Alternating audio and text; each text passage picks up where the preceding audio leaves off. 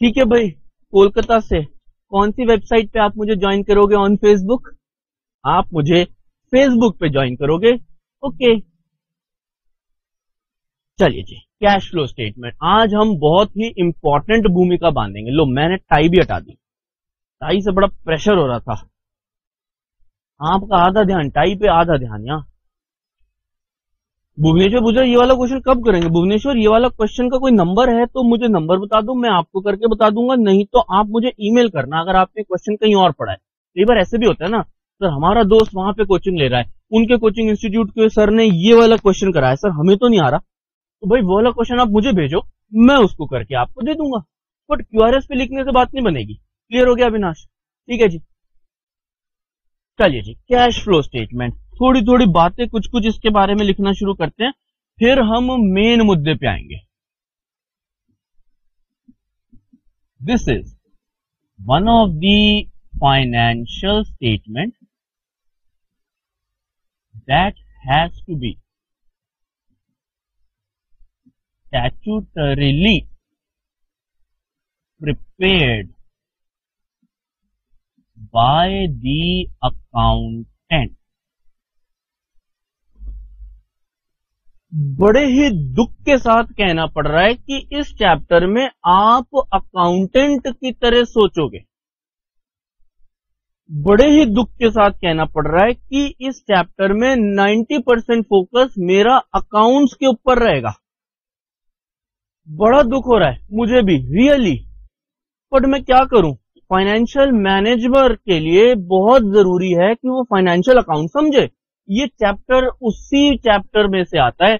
इसमें ना हम बड़ी हार्ड कोर अकाउंटिंग करेंगे, वही अकाउंटिंग जो सोनू मैम कराती है। और आपको ये बात नहीं पता, मैं बता देता हूं, सोनू मैम भी यही वाला चैप्टर आपको अपने ढंग से बाद में कराएंगी। Cash flow statement is the only chapter in the course which is covered in 2 different subjects. Sir आता थोड़ी होगा दोनों में।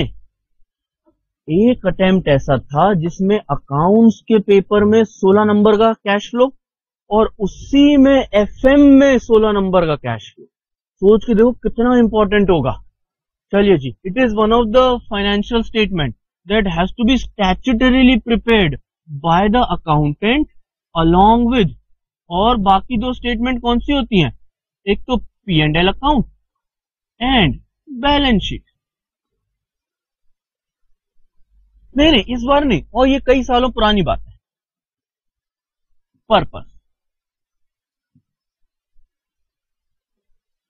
पर्पस, अच्छा नवंबर 2013 में भी हुआ था ये। अच्छा चलो देखना जरा, what is the purpose? To communicate, रुक जाओ यहां पे, रुक जाओ यहां पे, सब बच्चे आ गए यहां तक? अब जरा मेरी बात ध्यान से सुने और कान और दिमाग दोनों खोल के सुने। What is a financial statement by the way? What do you mean by the word financial statement? Sir financial statement आपने हमें बताया था पहले दिन, is like a medical report of a person called company limited.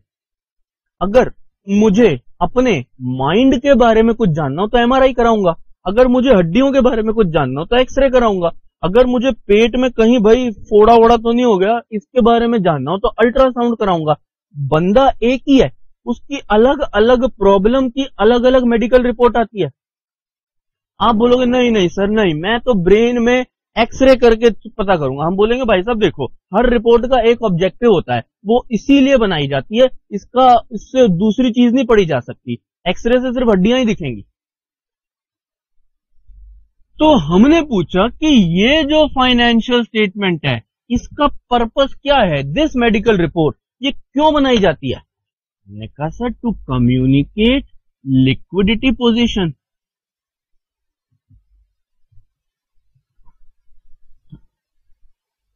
of the company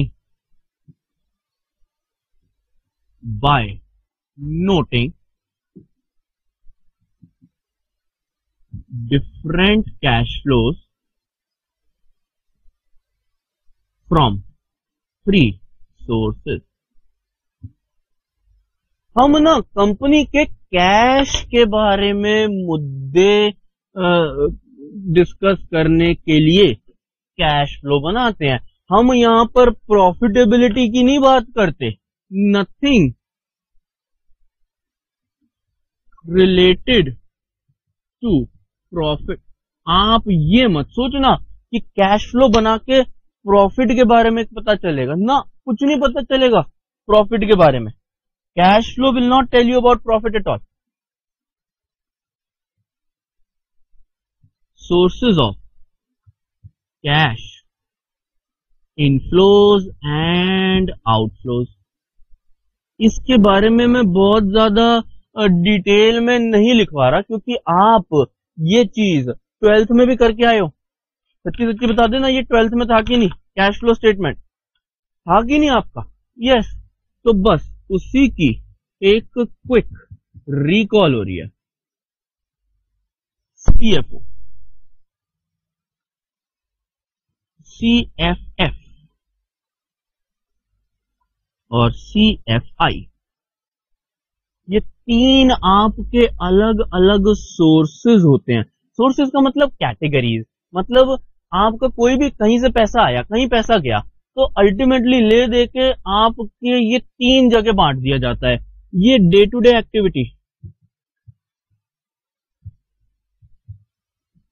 इसी तरह लिखे summary form में, क्योंकि सोनू गुप्ता मैम इसको एनीवेज बहुत डिटेल में कराएंगी। मैं इसमें एफएम का तड़का ऐड करूंगा, जिसकी वजह से ये एफएम के कोर्स में है।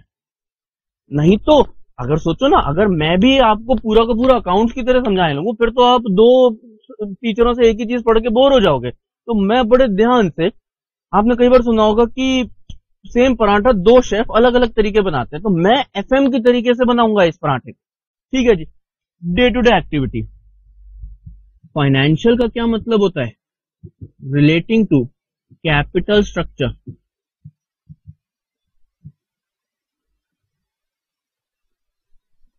और इन्वेस्टिंग का क्या मतलब होता है? रिलेटिंग टू फिक्स्ड एसेट्स और non business investment. Non business की जगह लिख लीजिए आउटसाइड। सोनू गुप्ता मैम इस चीज को नॉन ट्रेड लिखवाएंगी, non trade investment. Non trade का मतलब जानते हैं? वो पैसा जो आपके बिजनेस में नहीं लगा हुआ, आपने कहीं दूसरे के बिजनेस में लगा रखा है, जिसका आपके से कोई मतलब नहीं। भुवनेश्वर ने बड़ा ही अच्छा चीज पूछा, कह रहे सर ये तो हमारा फाइनेंस मैनेजर के डिसीजन जैसा लग रहा है। फाइनेंसिंग डिसीजन, इन्वेस्टिंग डिसीजन, फर्क क्या है? ऑपरेटिंग का। फाइनेंस मैनेजर के लिए ऑपरेटिंग कोई डिसीजन नहीं होता, यहां पर डिविडेंड डिसीजन आता था। बट हाँ, दो हेड्स कॉमन है। बिल्कुल ठीक कहा आपने, बिल्कुल ठीक कहा आपने। जरा मुझे बताओ, मैं कुछ कुछ चीजें पूछ रहा हूं, आप बताना सीएफओ होगा, सीएफएफ होगा कि सीएफआई होगा, जल्दी से बताना। ठीक है जी। मैं आपको कुछ कुछ स्टेटमेंट लिख के दे रहा हूं। Sales in cash basis, CFO में आएगा, सीएफएफ में आएगा कि सीएफआई में आएगा? जल्दी बताना। आपने किसी को कैश सेल करा, जल्दी से बताना फटाफट से। देखिए जरा किस किस को आ गया। जबलपुर, भुवनेश्वर, हाजरा और सब बच्चों का। बिल्कुल ठीक है, CFO. Obviously day in day out की, या तो डेली की बात है आपकी, तो कहने वाली बात ही नहीं। ध्यान से, बस बस, ठीक है जी, ठीक है, CFO done. Payment to creditors, payment to creditor, जल्दी से बताना पेमेंट टू क्रेडिटर किस में आएगा? देखें जरा, पेमेंट टू क्रेडिटर किस में आएगा? अच्छा, ये भी ऑपरेटिंग में। वाह वाह, क्या बात है, ध्यान से पढ़े। Payment for interest on loan, इसमें कुछ लोग गलती करेंगे। Payment for interest on loan, देखें जरा कितने बच्चे इसको सही बोलते हैं। Interest on loan, interest on loan. Rohtak ने बोला operating, which is wrong, it is financing. Anything and everything to do with capital structure is financial, interest तो आप लोन पे दे रहे हो, लोन आपका कैपिटल है। नेक्स्ट चीज, पेमेंट ऑफ डिविडेंड, जल्दी से बताना, पेमेंट ऑफ डिविडेंड बताओ भाई, पेमेंट ऑफ डिविडेंड क्या होता है? पेमेंट ऑफ डिविडेंड क्या होता है? Very good. अरे सियालदा, ध्यान से बेटा जी, financing dividend is paid to equity share holder, equity share holders anyways are capital structure. Very good. ध्यान से दोबारा से एक बात समझना, परचेज ऑफ इन्वेंट्री, इन्वेंट्री की परचेज, देखिए जरा क्या बोलते हैं आप लोग, इन्वेंट्री की परचेज की बात हो रही है। इन्वेंट्री, हाजरा का आंसर आ गया, वेरी गुड। भुवनेश्वर, रोहतक, जबलपुर, सब बच्चे बिल्कुल ठीक आंसर दे रहे हैं, वेरी गुड। सोडाला का भी आ गया, purchase of inventories operating. Sir daily day in day out करता हूं, कैसी बातें कर रहे हो सर, ऑपरेटिंग होगा। परचेज ऑफ फर्नीचर, फर्नीचर की परचेज, पता ना, परचेज तो अब भी कर रहा हूं, पर अब इन्वेंट्री की नहीं, फर्नीचर की कर रहा हूं। Very good. Investing, very good, सब बच्चों ने ठीक आंसर दिया। Stop,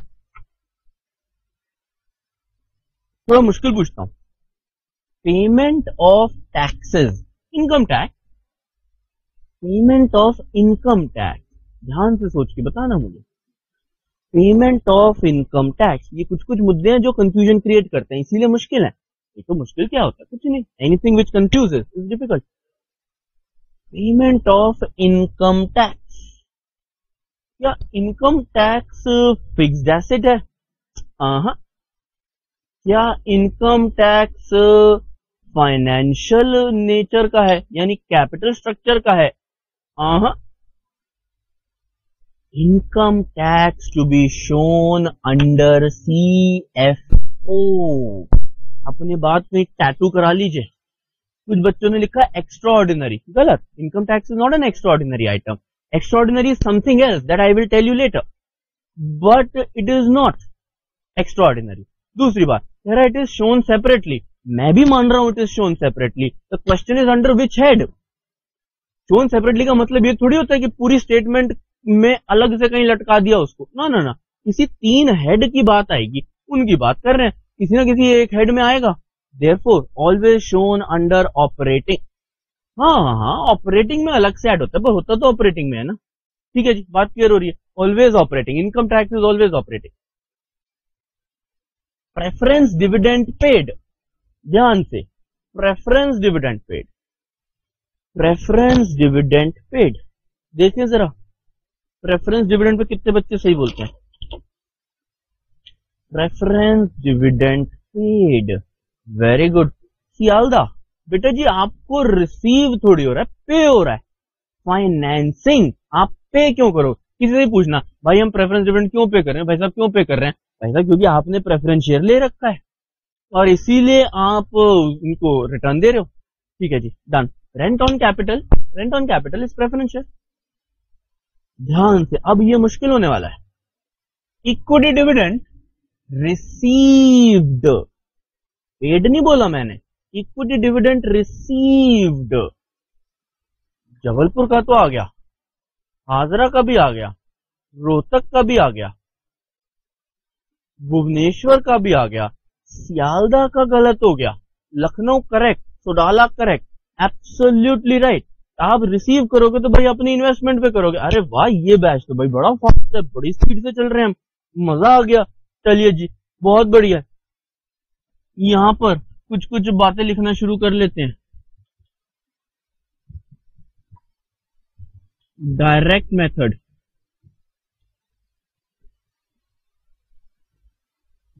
direct method and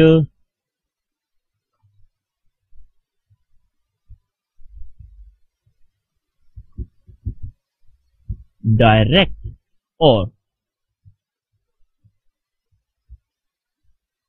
indirect.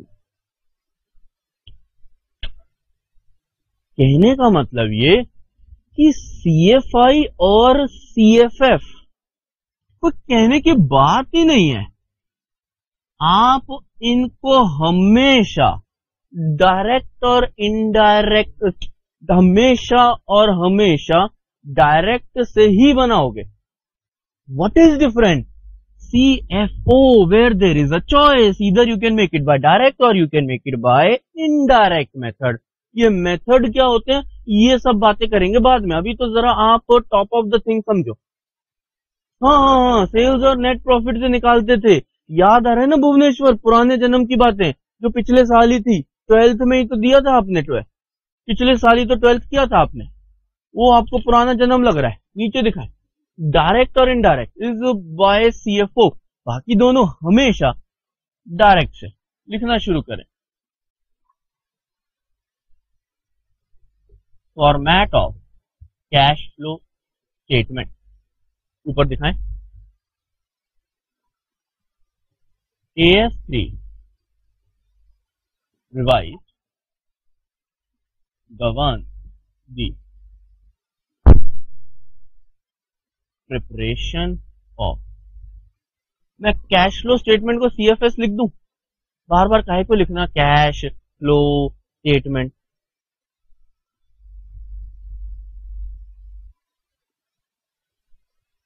wherein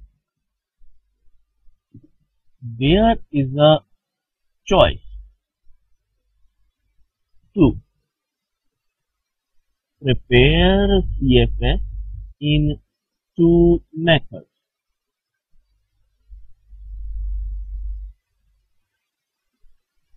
हाँ, मैं पूरी कोशिश करूंगा जबलपुर, इस मुद्दे को सीरियसली उठाऊंगा, इस मुद्दे को सीरियसली उठाऊंगा, पक्का पक्का. भाई ये बात लिख ली जाए कि जबलपुर बुक मांग रहा है और MP के लोग जब आ जाएं बुंदेलखंड के तो बड़ा रिस्की हो जाएगा, इसलिए उनको बुक दे ही दी जाए हर हालत में. ठीक है भाई, ये बात नोट करा देना. चलो वापस आते हैं. हमें कहा जा रहा है कि AS3 गवर्न करता है, आपकी मर्जी से नहीं चलेगा. आपको ध्यान है मैंने आपको कहा था कि FM में कोई फॉर्मेट नहीं होता. भाई सोच का क्या फॉर्मेट है? How do you provide a structure around your thought process? It is not possible. You can choose any presentation which you like. Ratios में आपने देखा ही था, there is hardly anything to be taken into a formal presentation format. कुछ नहीं था. आपने time value of money में भी देखा था, जैसे मन आया आपने वैसे बना दिया. किसी ने टाइमलाइन बनाई, किसी ने वर्टिकल बनाया, जो मर्जी. Point is FM is like that. But यहां पर आप FM कम और अकाउंट्स की बातें ज्यादा कर रहे हो. अकाउंट्स में हमेशा आप मुनीम होते हो और आप एक दिया हुआ फॉर्मेट फॉलो करते हो, और उस फॉर्मेट के अंडर आपको चॉइस दी जा रही है कि या तो आप डायरेक्ट मेथड से बना दीजिए कैश फ्लो स्टेटमेंट या इनडायरेक्ट मेथड से. और ये डिपेंड किस पे करेगा? Depend upon CFO method. CFF and CFI remain same.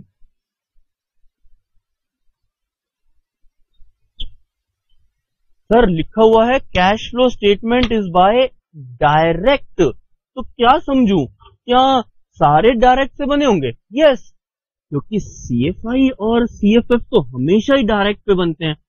CFO जैसे बनेगा उसके हिसाब से डिसाइड होगा कि पूरे स्टेटमेंट का क्या नाम दिया जाता है. उससे डिसाइड होगा कि पूरे स्टेटमेंट का क्या नाम दिया जाता है. चलिए एक एक करके इन स्टैंडर्ड्स पे आएंगे. जरा एक छोटी सी बात लिख लेते हैं.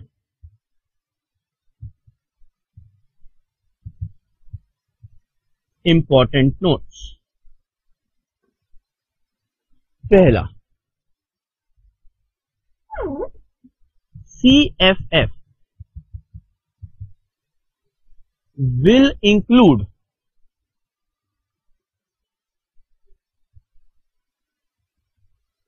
raising. आप भी इसी तरह लिखना, एग्जाम से पहले बहुत अच्छे से रिवाइज हो जाएंगी चीजें. Servicing and repaying of capital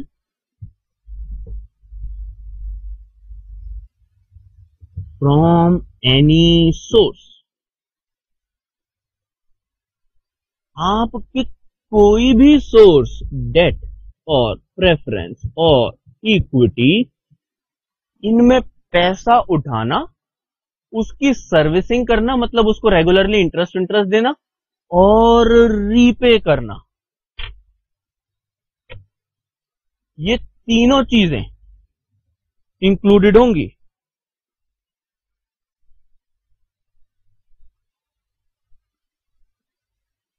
clear हो गई बात? यस सर, बात क्लियर हो। पॉइंट नंबर 2 समझे। CFI will include buying, selling and regular returns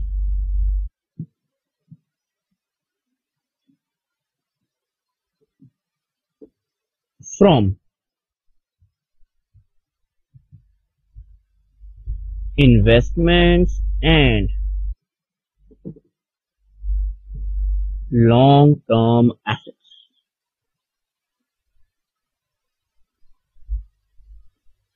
नीचे दिखाएं इसको।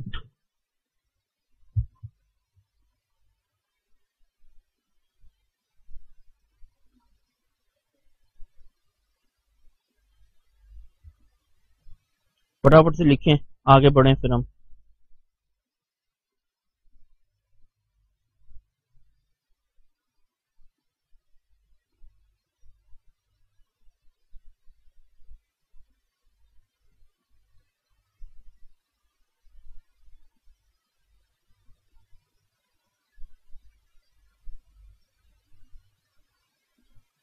डन हो गया, आगे बढ़ें।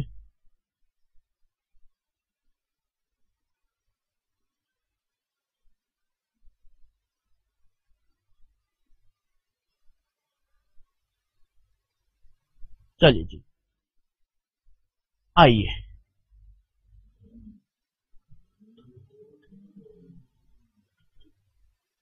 इस बोर्ड का फायदा समझ गए मैं क्या कह रहा था, आउटपुट क्यों बढ़ जाता है। आपको जरूरी नहीं हर बार मिटा के लिखना पड़े, आपने इधर खिसका दिया, आपके पास व्हाइट स्पेस निकल आया। चलिए जी,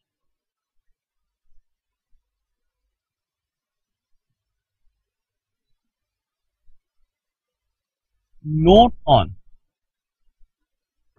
कैश एंड कैश इक्विवेलेंट। मेरे को एक ब्लैक पेन दीजिएगा। What do you mean by the word cash and cash equivalent? जरा एक मोटे तौर पे इसको वेरी इंपॉर्टेंट लिख दीजिए, हो सकता है थ्योरी का क्वेश्चन आ जाए 4 नंबर का। ये वो चीज है जो आपने अपने 12th में नहीं करी।